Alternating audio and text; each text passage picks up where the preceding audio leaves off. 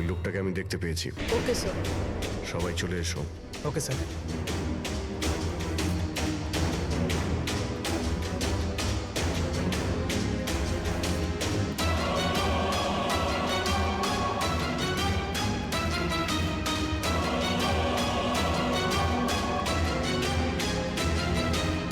কারোর সঙ্গে মিটিং হওয়ার কথা।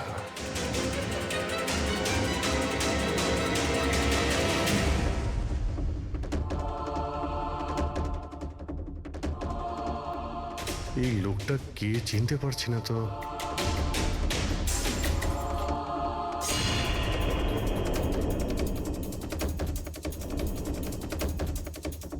স্যার এটা তো সচিন। এয়ারপোর্ট অথরিটিজ মরে যাওয়া পাইলটদের লিস্টে এর ছবি দেখিয়েছিল। এই পাইলটটা সচিন। এই সচিন বেঁচে আছে? স্যার ও যদি প্লেন ক্র্যাশে মারা না যায় তাহলে এই এখানে লুকিয়ে কি করছে? তাই তো, সামনে আসছে না কেন? চলো গিয়ে জিজ্ঞাসা করি।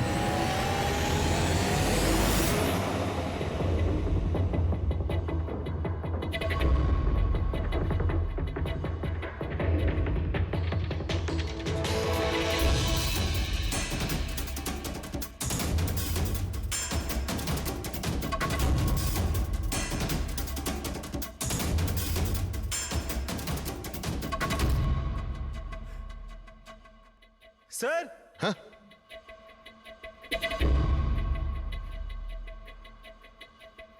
স্যার এ তো মারা গেছে। মারা গেছে? ওই দেখুন স্যার, সচিন পালাচ্ছে।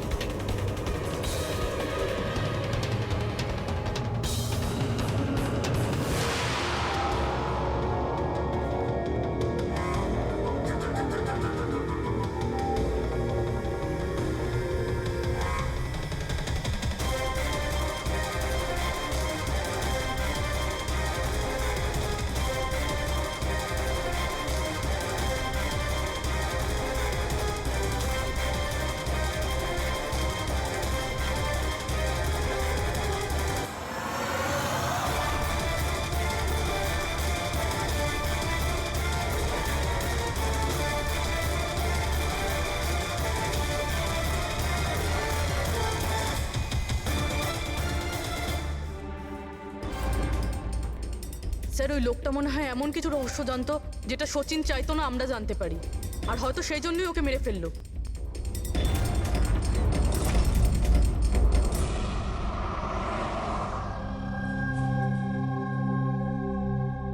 স্যার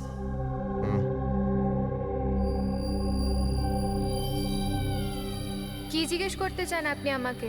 আপনার হাজবেন্ড সচিনের ব্যাপারে। আপনি কি বলতে পারবেন ও কোথায় আছে? এটা কিরকম প্রশ্ন ইন্সপেক্টর? আপনারা তো জানেন কিছুদিন আগে একটা প্লেন ক্র্যাশে। আগে না, সচিন বেঁচে আছে। বেঁচে আছে? আগে হ্যাঁ। আর আপনি হয়তো এটা শুনে খুবই কষ্ট পাবেন যে ও একটা খুন করে পালিয়েছে। এমনিতে তোমার স্বামী সচিন কত টাকা পেয়েছিল এই ষড়যন্ত্রে যুক্ত হয়ে? টাকা? টাকা পাইনি। টাকা যদি পেয়ে থাকতো তাহলে আমি কফি শপে কাজ করতাম না। আর এমনিতেও আমাদের রিলেশন ঠিক চলছিল না। আপনাদের মধ্যে বনিবনা হচ্ছিল না? কি বলতে চাইছেন, মানে জিজ্ঞেস করতে পারি কি প্রবলেম ছিল? দীপ্তি নামের একটা মেয়ে আছে, এয়ার হোস্টেস। অনেকবার বলতো যে তোর সাথে ডিভোর্স নিয়ে ওর সাথে থাকতে চাই।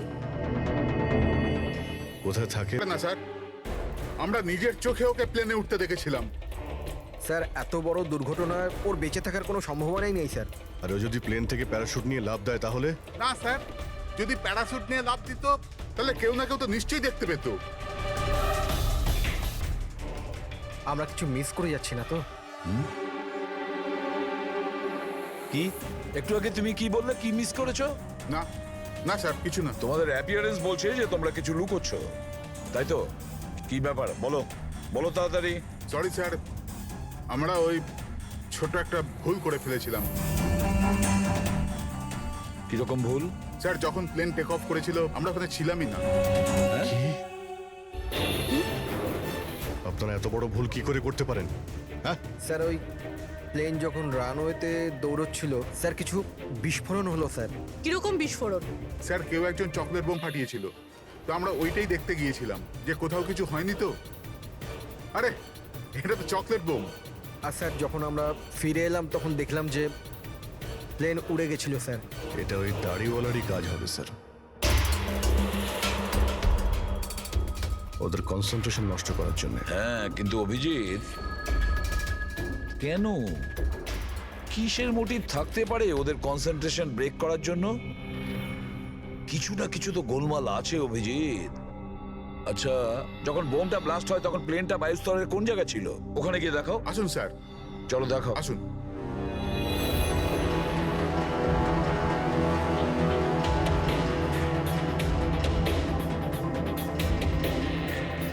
এক মিনিট অভিজিৎ,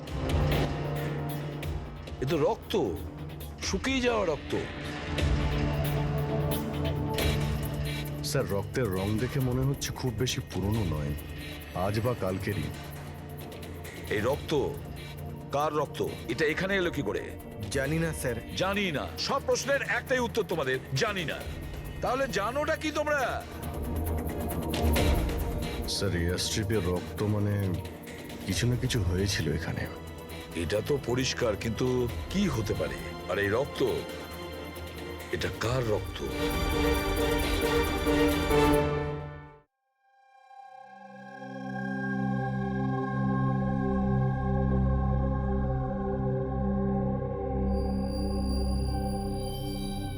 বস, জানতে পেরে গেছি ওই এয়ার স্ট্রিপে যে রক্ত ছিল ওটা কার।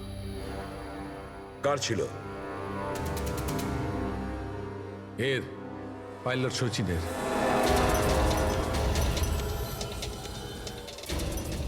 পাইলট সচিনের রক্ত? কিন্তু ওরা আঘাত লাগলো কি করে, কখন? স্যার যখন আমরা ওকে জেটিতে দেখেছিলাম তখনও একটা স্লিং ব্যান্ডেজ পড়েছিল, আর ওর হাতে ব্যান্ডেজও বাঁধা ছিল। কিন্তু ইঞ্জিনিয়ার আমাদের এটা বললো যখন সচিন টেক অফের জন্য যাচ্ছিল ও একদমই ঠিকঠাক ছিল, ওর হাতে কোনো রকম ব্যান্ডেজই ছিল না। এটার একটাই মানে দাঁড়ায় অভিজিৎ, সচিনের আঘাত এয়ার স্ট্রিপের সময়ই হয়েছে। প্লেনটা টেক অফ হওয়ার আগেই সচিন এয়ার স্ট্রিপে পড়ে যায়, আর ওর তখনই আঘাতটা লাগে। ঠিক এইরকমই হয়ে থাকবে বস, কারণ এই জন্যে সচিন প্লেন ক্র্যাশে মারা যায়নি, কারণ সচিন প্লেনে ছিলই না। কিন্তু ডক্টর সালুকে কেউ তাহলে সচিনকে প্লেন থেকে লাফাতে দেখেনি কেন? আরে ওই দাড়িওয়ালা ওখানে বাজি ফাটিয়েছিল না ওদের সরানোর জন্যে। এগুলো সব সচিন আর ওই লোকটার প্ল্যান ছিল।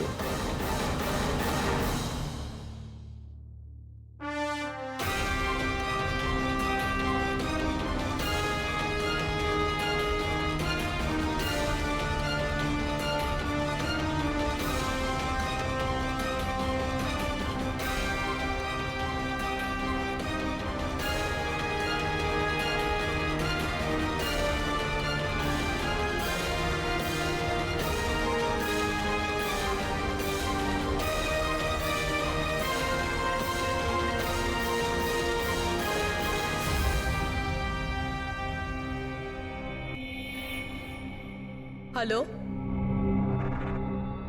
ওকে, থ্যাংক ইউ স্যার।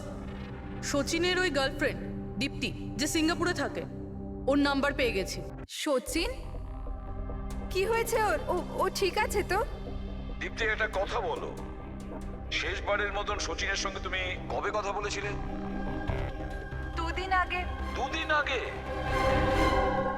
কিন্তু সচিনের ওয়াইফ তো আমাদের বলেছে তোমাদের দুজনের সম্পর্ক ভেঙে গেছে। না, হয়তো ওর বউকে এটা বলেনি যে ও আমার সাথে মিট করতে সিঙ্গাপুরে আসছে। আচ্ছা, সচিনের কবে আসার কথা সিঙ্গাপুরে? 1 সপ্তাহ বাদে। ও,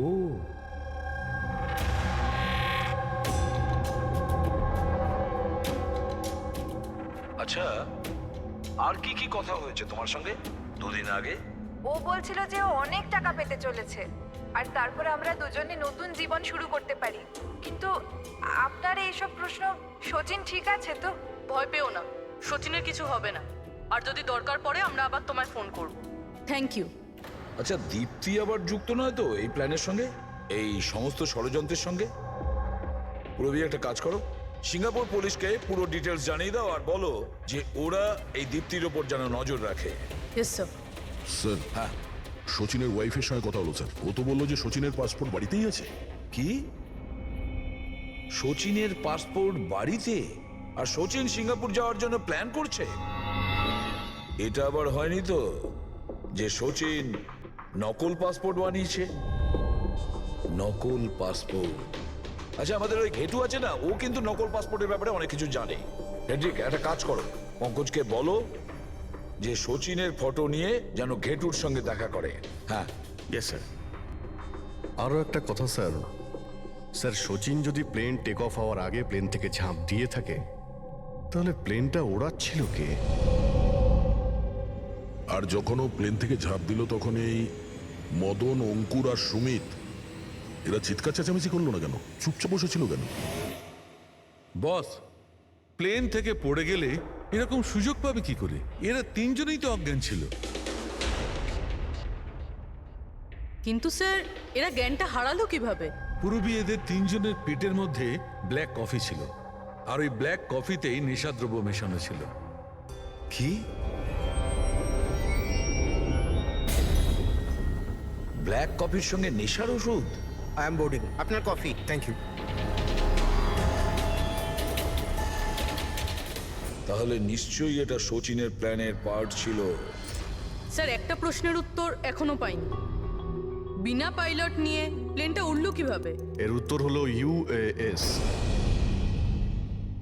ইউএএস, আনইন্টারাপ্টেবল অটো পাইলট সিস্টেম। এই প্রোগ্রাম দিয়ে মাটিতে থেকে আকাশে ওড়া প্লেনকে কন্ট্রোল করা যায় স্যার, যে কোনো জায়গা থেকে। হ্যাঁ স্যার, আমরা এই ফরেন্সিক ল্যাবে দাঁড়িয়েও যে প্লেনটা আকাশে উঠছে তাকে কন্ট্রোল করতে পারি। এই প্রোগ্রামটা এই জন্যই বানানো হয় যে আকাশে ওড়ার সময় প্লেনে যদি কোনো ইমার্জেন্সি হয় বা কোনোভাবে প্লেন হাইজ্যাকও হয়ে যায়, তাহলে তার কন্ট্রোল যেন নিচে থাকা লোকেদের হাতে থাকে। তার মানে প্লেনের ককপিটের কন্ট্রোল তার হাতে থাকবে যার হাতে রিমোট আছে। হ্যাঁ স্যার, আর যার কাছে রিমোট কন্ট্রোলটা ছিল সেই প্লেনটা ক্র্যাশ করিয়েছে সমুদ্রে। রিমোট কন্ট্রোলের লোক খুনি, এক কফিতে নেশার ওষুধ। যদি একবার আমরা জানতে পারি না যে ওই ব্ল্যাক কফিতে নেশার ওষুধ কে মিশিয়েছিল আর কে খাইয়েছিল, তাহলে বুঝে নাও রিমোট কন্ট্রোলের খুনির কাছেও আমরা পৌঁছে যাব। Remote control. Black coffee? Sir, Madan তো ব্ল্যাক কফি খেতেন না, ওনার হাই ব্লাড প্রেশার ছিল। আর স্যার, আমিও তো সুমিতকে কোনো ব্ল্যাক কফি দিইনি, কারণ ও যখন বাড়ি থেকে বেরিয়েছিল তখন আমিও বাড়ি ছিলাম না। দেখুন, আমরা ওই তিনজনের পেট থেকেই ব্ল্যাক কফি পেয়েছি, যে সেই নেশার ওষুধ মিশিয়েছিল। আর আপনারা বলছেন যে আপনারা কেউ নিজেদের স্বামীকে ব্ল্যাক কফি খাওয়াননি।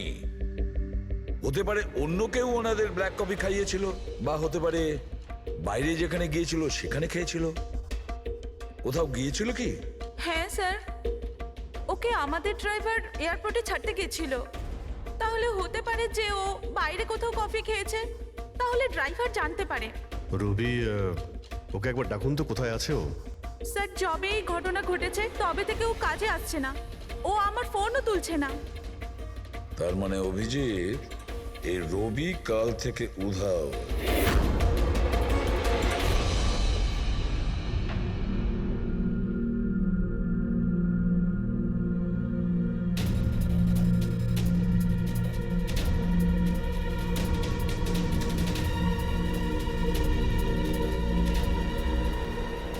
সরিয়ান প্লিজ, একটু দেখি তো কি হয়েছে এখানে। দেখুন স্যার, এখানে খুব গন্ধ আসছে, আর এক্ষুনি পুলিশকে ফোন করেছিলাম কিন্তু এখনো কেউ আসেনি। আমরা সিআইডি থেকে।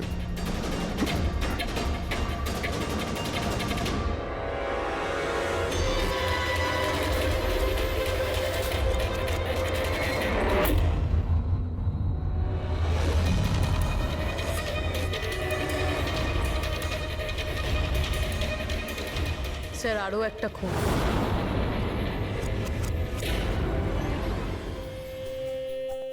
চলে আয়, জাস্ট ফলো ফলো মি।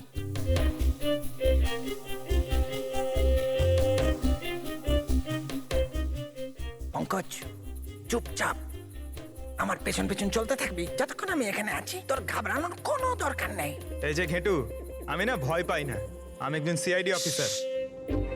চুপচাপ চল, ফলো মি, ওইদিকে চল।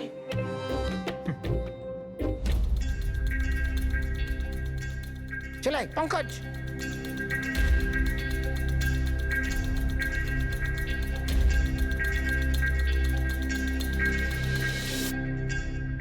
কি বন্ধু, শুনেছি তুমি খুব সুন্দর পাসপোর্ট বানাও। কে বললো? আমার একটা বন্ধু বলেছে। বন্ধু? কে বন্ধু? এ না, আমি চিনি না একে।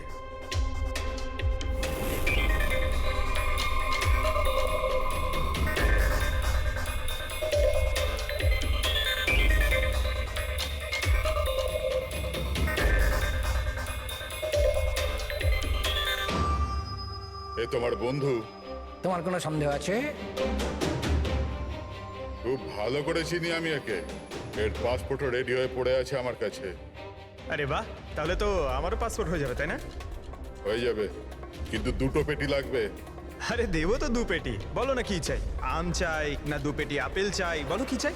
এ শালা, 2 পেটি মানে 2 লাখ। 2 লাখ? 2 লাখ?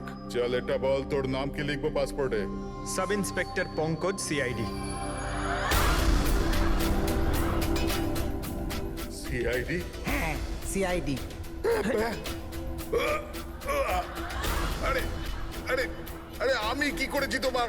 শুধু তোরই নয়, যত নকল পাসপোর্ট বানায় সব ধান্দা বন্ধ হয়ে গেছে। যে যে প্রশ্নগুলো আমি করব সব কটা সত্যি সত্যি উত্তর দিবি, না হলে 2 লাখ বার উঠবস করাবো, বুঝেছিস? জিজ্ঞেস করো কি করবার আছে। এ ওর নকল পাসপোর্ট নিতে কখন আসবে? জানি না। জানিস না? আজ সন্ধ্যেবেলা। দেখলে পঙ্কজ, খেঁচুর কামার। স্যার, রবির ঘর থেকে যে বোতলটা পাওয়া গেছে ওখানে ওই নেশার ওষুধটা আছে যেটা সালুমকে স্যার ব্ল্যাক কফিতে পেয়েছিল। ওই রবি ছাড়া আর কারোর আঙুলের ছাপ পেয়েছিলে ওই বটলে? হ্যাঁ স্যার, রণদ্বীপের।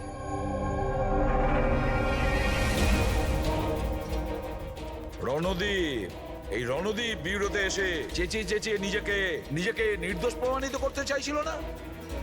প্রথমে রবিকে ব্যবহার করে খুন করানোর জন্য, তারপর রবিকেই মেরে ফেলে। স্যার, আমি রণদীপকে অনেকবার ফোনে ট্রাই করেছি, কিন্তু ওর ফোন বন্ধ আসছে।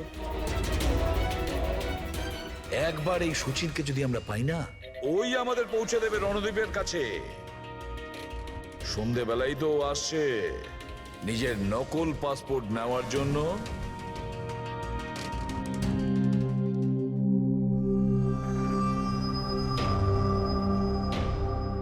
আমার পাসপোর্ট রেডি আছে? হ্যাঁ, তুমি এক কাজ করো, তোমার পাসপোর্ট ওর থেকে নিয়ে নাও, ওর কাছে আছে। আরে ভাই তাড়াতাড়ি করো, আমার কাছে বেশি সময় নেই। সত্যি বলেছিস তুই, তোর কাছে তো একদম সময় নেই। বাস এইটা, এই ফটোটা চিপকে দি। এটা কি ধরনের মজা? মজা নয়, এটা সিআইডির উপহার। সিআইডি? বল, ওই প্লেন ক্র্যাশটা কি করে করেছিলি তুই?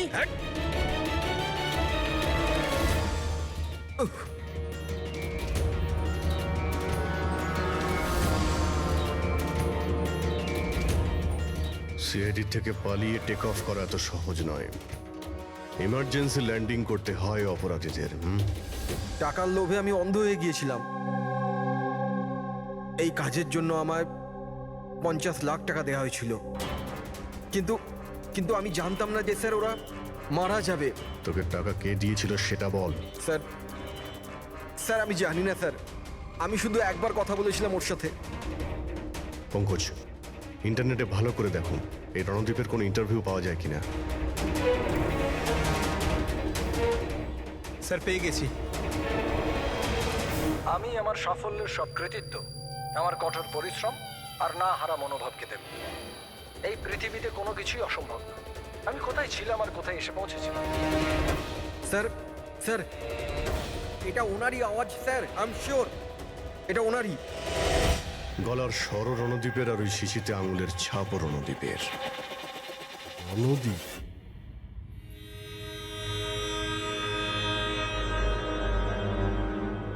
স্যার সামনে গিয়ে রাইটে। স্যার এই রণদীপের ফোন তো অফ বলছে, ওর লোকেশন কি করে ট্র্যাক করব? আরে ফোন বন্ধ তো কি হয়েছে পঙ্কজ, ওর ভিডিওটায় মনে আছে? ওই ভিডিওটার মধ্যে ওর হাতে একটা ব্রেসলেট পড়েছিল। আমি ওই ইন্টারভিউ দ্বিতীয়বার চেক করেছি। কিন্তু স্যার ব্রেসলেট দিয়ে লোকেশন কি করে ট্র্যাক করব? পঙ্কজ, ওটা কোনো অর্ডিনারি ব্রেসলেট নয়। ওই ব্রেসলেটে জিপিএস ট্র্যাকিং লাগানো আছে। আর এরকম ব্রেসলেট বেশিরভাগ টাইপ 1 ডায়াবেটিসের লোকেরাই পরে। ব্রেসলেটে জিপিএস থাকে স্যার? হ্যাঁ, তার কারণ হলো যে ওর শরীর যদি কোনো সময় খারাপ হয়ে যায় বা ওর মাথা ঘুরে যায়, তাহলে ওর পরিবারের লোকেরা জিপিএস এর সাহায্যকে সহজেই ট্র্যাক করতে পারবে। কিন্তু স্যার এই জিপিএস বলছে রণদ্বীপ।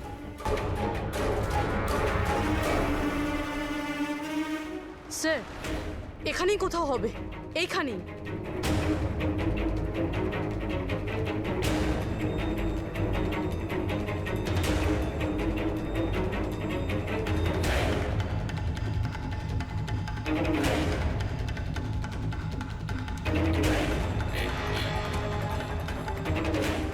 এইদিকে স্যার। স্যার এখানেই কোথাও হবে। ওর হার্ট রেট ক্রমশ কমে আসছে। হার্ট রেট ক্রমশ কমে যাচ্ছে? এদিকেই ও কোথাও আছে। দাঁড়া দাঁড়া, এই মাটিটা অন্যরকম মনে হচ্ছে কেন? এই মাটির নিচে আবার নেই তো? হতে পারে।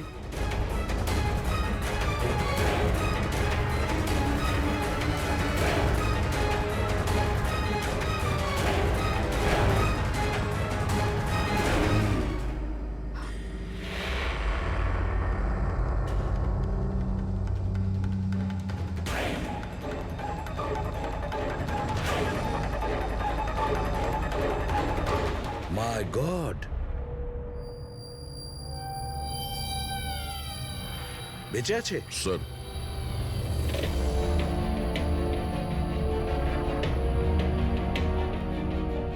স্যার আমরা তো ভেবেছিলাম যে এই লোকটাই খুনি, কিন্তু এখন দেখছি ওই তো মারা যাচ্ছিল। স্যার আমার মনে হয় না রবির খুন রণদীপ করেছে বলে, কারণ ব্যুরো থেকে বেরোনোর পরে ওর ব্রেসলেটের লোকেশন এখানটাই ছিল, ও অন্য কোথাও যায়নি। তার মানে যে শচীনকে টাকা দিয়েছিল সে রণদীপ ছিল না, অন্য কেউ ছিল। কিন্তু স্যার ভয়েস তো ওরই ছিল, গলার আওয়াজ তো ওরই ছিল। পুরবি আওয়াজ চেঞ্জ করে কথা বলা কোনো ব্যাপার না। আর আজকাল স্যার এমন এমন মোবাইলের অ্যাপ এসছে যার সাহায্যে যে কেউ যে কোনো আওয়াজে কথা বলতে পারে। কিন্তু কে কে সে যে রণদীপকে ফাঁসানোর চেষ্টা করেছিল? সে কে ছিল যে কিনা নিজের ভয়েস চেঞ্জ করার অ্যাপ ইউজ করেছিল?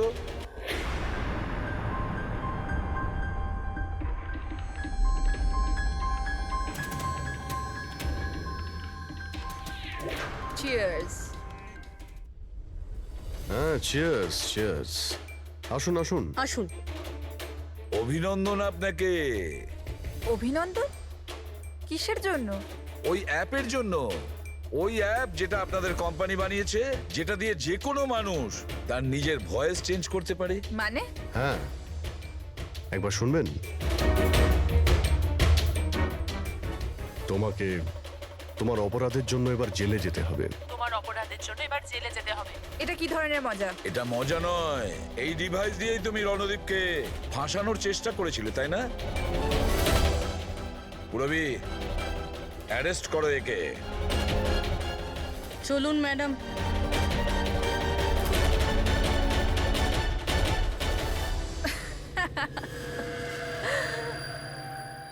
এত কিসের তারা আছে সিআইডি? একটু ওদিকে তো তাকান। এই ছেড়ে দাও ওকে। বোকামি করো না। এই ছেড়ে দাও এদের।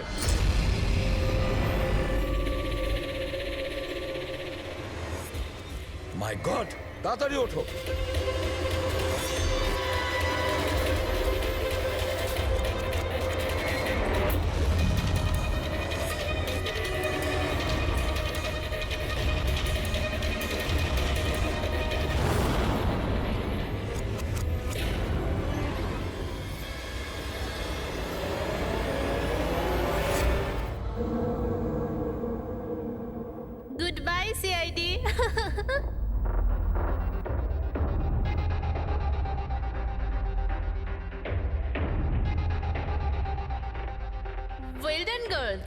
আজ পর্যন্ত বড় বড় অপরাধী যেটা করতে পারেনি সেটা আমরা করে দেখিয়েছি। সিআইডি তো পাগল হয়ে গেছে মনে হয়। আরে ওসব তো ঠিক আছে, কিন্তু আমরা যাব কোথায়? অরিজিনাল প্ল্যান তো আমরা ভেস্তে ফেলেছি।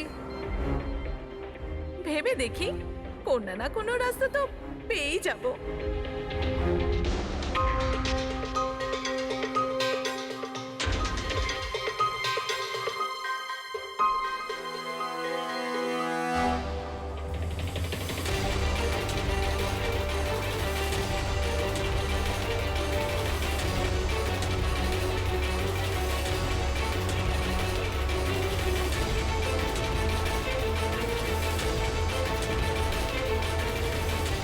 আরে কি করছিস? কিরকম ভাবে প্লেন ওড়াচ্ছিস তুই? আরে আমি চালাচ্ছি না রে। তুমি তো বলেছিলে যে তুমি প্লেন চালাতে পারো। আরে আমি এটা করছি না, এটা নিজে থেকে হচ্ছে। ও নো, প্লেন তো নিচে যাচ্ছে।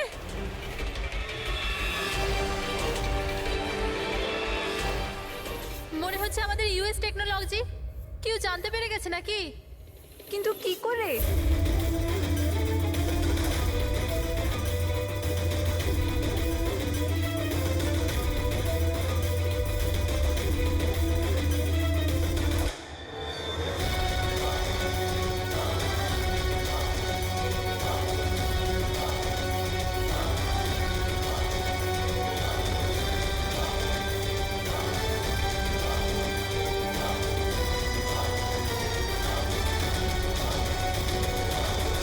Thank you.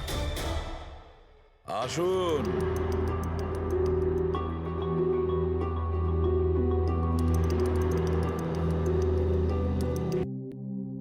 যে দেশে মহিলারা স্বামীর দীর্ঘ জীবনের জন্য ব্রত রাখেন, সেখানে আপনারা তিনজন মিলে আপনাদের স্বামীদের খুন করে দিলেন।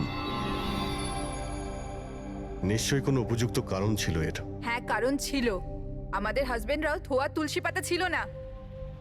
হ্যাঁ, লোকেদের কাছে তো এমন দেখাতো যে ওরা আমাদের খুব ভালোবাসে, কিন্তু বাড়িতে কিছু অন্য গল্প হতো।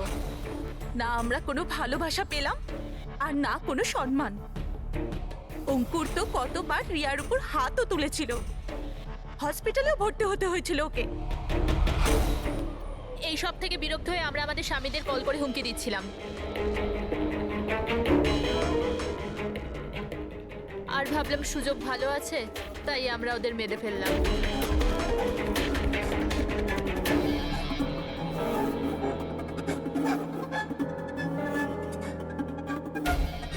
আর ভাগ্য দেখুন, রণদীপ রবির কাছে গিয়েছিল ওই অজ্ঞান হওয়ার ওষুধ নিয়ে, যাতে আমাদের স্বামী মিটিংয়ে পৌঁছতেই না পারে।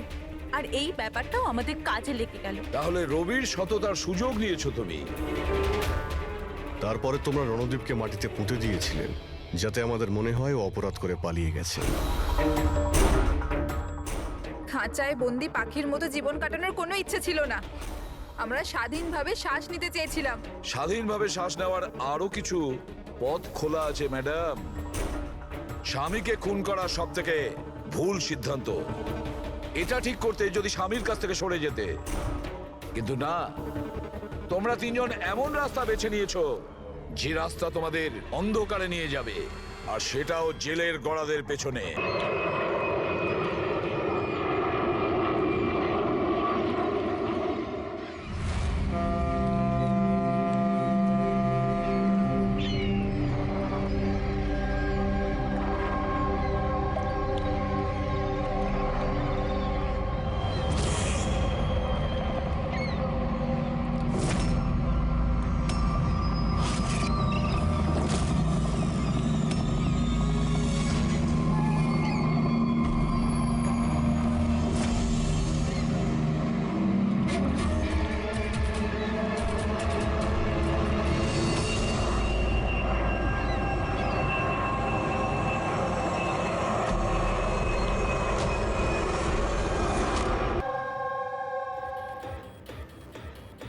এগারোটা বেজে গেছে, এসে গেছে। এবার এই প্ল্যানটা পড়বে।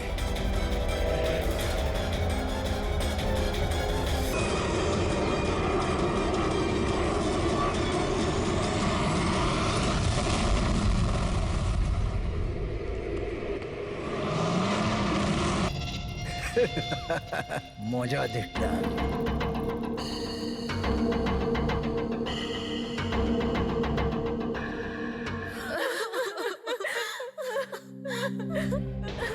তো প্লেনে আপনাদের তিনজনের হাজবেন্ড ছাড়া শুধু পাইলট ছিল?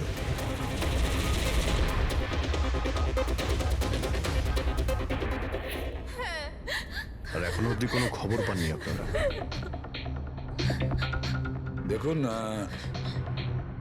অথরিটিকে পুরো জিজ্ঞাসাবাদ করেছি, আর ওরা বলেছে যে প্লেনে কোনো টেকনিক্যাল প্রবলেম ছিল না।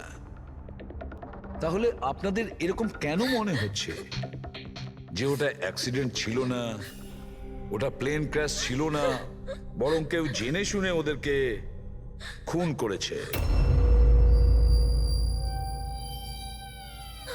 ওনাকে অনেক দিন ধরে কেউ ফোন করে হুমকি দিচ্ছিল। দেখুন, আপনাদের হাজবেন্ড তো নামি দামি বিল্ডার্স, তাই হুমকি দেওয়া ফোন তো আপনাদের আসতেই পারে, তাই না? কিন্তু এক্স্যাক্টলি কি হয়েছিল বলুন তো আপনারা? হ্যাঁ, ওরা তিনজন সুরাট যাচ্ছিল কোনো জমি কিনতে, কিন্তু কিছু বিল্ডার্স ছিল যারা চাইতো না এই ডিলটা হোক। হ্যাঁ স্যার, কোটি টাকার ডিল ছিল। নিশ্চয়ই এই কাজ ওদের মধ্যে কারোর হবে। আচ্ছা, হুমকি দিয়ে কেউ ফোন করলো আর আপনারা পুলিশের কাছে কেন রিপোর্ট করেননি? স্যার, আমরা পুলিশের কাছে যেতে চেয়েছিলাম, তো আমাদের হাজবেন্ডরা আমাদের বাধা দিল। হ্যালো, কে বলছেন? খবরদার যদি ওই সুরাটের জমিটার ব্যাপারে ভেবেওছো তুমি, বুঝেছো? হুমকি দিচ্ছেন? হুমকি দিচ্ছেন আমাকে? হুমকি ভাবো তুমি। কাল সকাল 11টার সময় তোমার জীবনের শেষ নিঃশ্বাস নেবে তুমি। আপনার যা করার করে নিন, এই ডিল তো আমি করেই ছাড়বো। প্লেন ক্র্যাশও ঠিক 11টার সময় হয়েছিল স্যার। 11টা বেজে গেছে, এবার এই প্লেনটা পড়বে।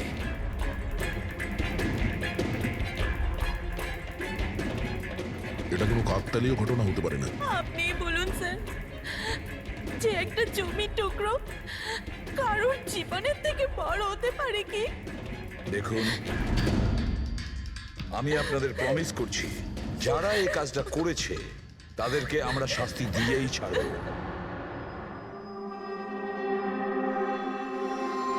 স্যার, আমাদের 5 বছর হয়ে গেছে এই কাজ করছি, আজ পর্যন্ত একটাও ভুল হয়নি।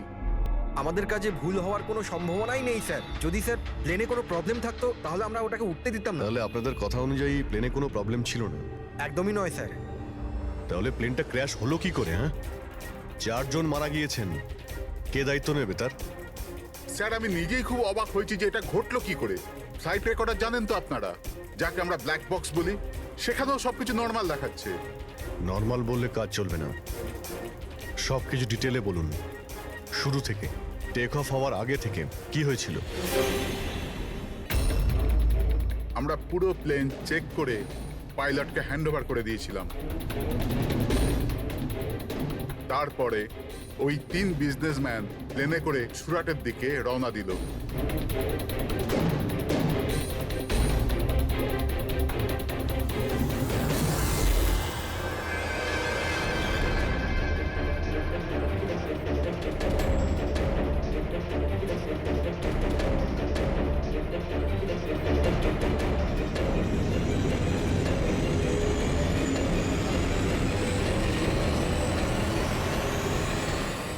স্যার, আমরা টেক অফের পারমিশন রেডিওর ফ্রিকোয়েন্সি থেকে পাই, মেন টাওয়ার থেকে। কাল আমাদের পুরো ইনফরমেশন পাওয়ার পরই আমরা টেক অফের প্রক্রিয়া শুরু করেছি। হ্যাঁ ফ্রেডি, কি? আচ্ছা, ওকে ওকে ওকে, হ্যাঁ ঠিক আছে, আমরা দেখছি। কি হয়েছে স্যার? মদনকে যে নাম্বার থেকে হুমকি দেওয়া ফোন করা হয়েছিল সেটা ক্র্যাশের দিন এখানেই ছিল, এই এয়ার স্ট্রিপেই। স্যার, ফোনটা যদি এখানেই থেকে থাকে তাহলে এটা ভিতরের কোনো লোকের কাজ। কি? হ্যাঁ, না স্যার, আমরা কাউকে কোনোদিন হুমকি দিয়ে ফোন করিনি। তোমরা না করলে কি বাইরের কেউ এসে করে গেছে? এই তোমাদের সিকিউরিটি এয়ার স্ট্রিপের? যদি ওই লোকটা এখানে এসে থাকে তাহলে কিছু না কিছু তো এখানে নিশ্চয়ই ফেলে গেছে, চেক করে দেখি। স্যার, এই জায়গাটা তো পুরো পরিষ্কার। ও যদি কোথাও লুকায় তাহলে ওই হ্যাঙ্গারের কাছে কোথাও লুকিয়েছিল। ঠিক আছে, ওখানে দেখি। আপনারা আসুন আমাদের সঙ্গে।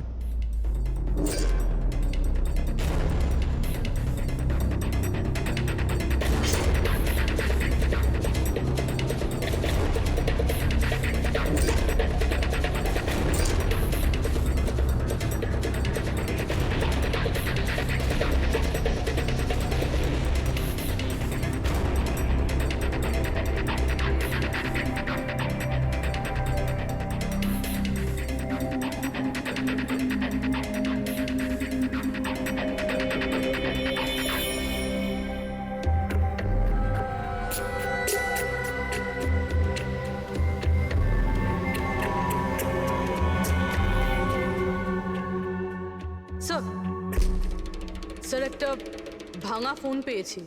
স্যার আমার মনে হয় হুমকি দেওয়ার জন্য এই ফোনটাই ব্যবহার করেছিল। হতে পারে, ইউজ করে ভেঙে দিয়েছে। রেখে দাও, কিছু প্রমাণ তো নিশ্চয়ই পাওয়া যাবে। কোথায় পেলে তুমি এটা? স্যার ওখান থেকে। স্যার এখানে।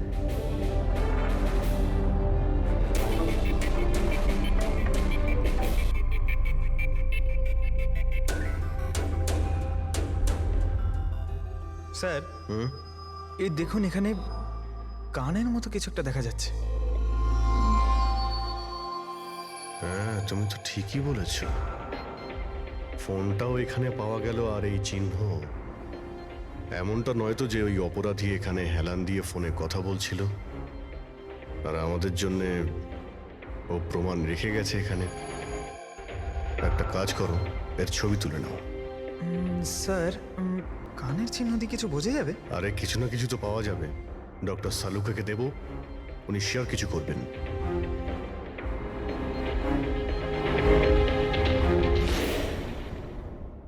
স্যার, দুটো লাশ পাওয়া গেছে, অঙ্কুর আর মদনের। অঙ্গদ আর মদন। আচ্ছা, সুমিত আর ওই প্লেনের পাইলট? খোঁজ চলছে স্যার, এখনো কোনো খবর পাওয়া যায়নি। আপনারা প্লিজ কাঁদবেন না, একটু শান্ত হন। দেখুন, আমি আপনাদের কথা দিচ্ছি, আপনাদের স্বামীকে যারা খুন করেছে তারা আমাদের হাত থেকে বাঁচতে পারবে না। স্যার, হ্যাঁ স্যার এই ফোনটা পেয়ে গেছি, যে ফোন থেকে হুমকি দেওয়া ফোনটা করা হয়েছিল। কিন্তু স্যার আমরা ওখানে পৌঁছানোর আগেই খুনি এই ফোনটা ভেঙে দিয়েছে, যাতে আমরা ওর অবধি পৌঁছতে না পারি। স্যার আমরা জানি এটা কে করেছে। চেনেন আপনারা? কে কে খুন করেছে? রণদীপ আর শশী। রণদীপ আর শশী কারা? হ্যাঁ স্যার এই দুজন আউট বিল্ডার্স। এরা চাইতো না যে আমাদের তিনজনের স্বামী এই ডিলটা করুক। জানতাম, আমরা জানতাম যে এই ঘটনার পুরো দোষ আমাদের ঘাড়েই চাপানো হবে। আপনাদের পরিচয়? স্যার এরাই দুজন হলো সেই খুনি, রণদীপ আর শশী।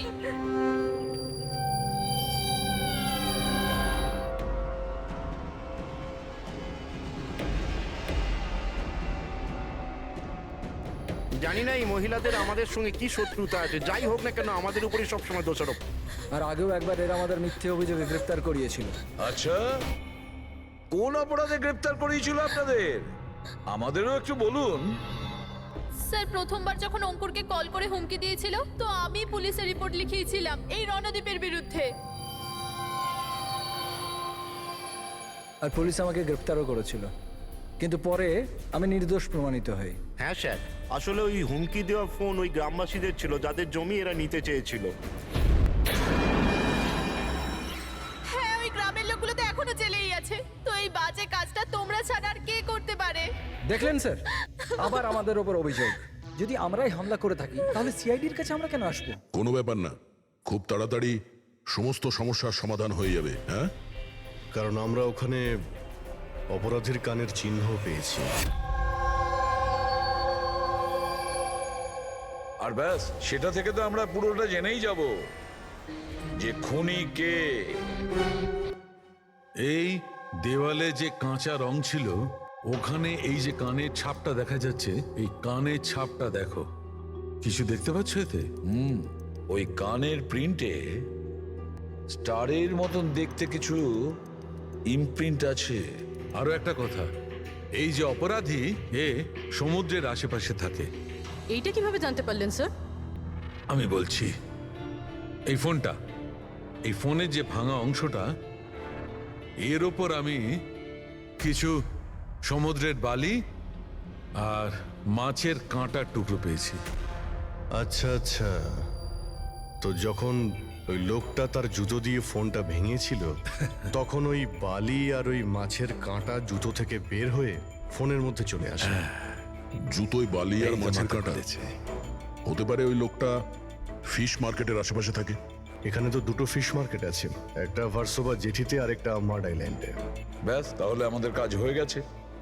এই দুটো ফিশ মার্কেটে গিয়ে খোঁজ নাও আর দেখো এমন কেউ আছে যে কানের মধ্যে স্টারের শেপের ইয়াররিং পড়েছে।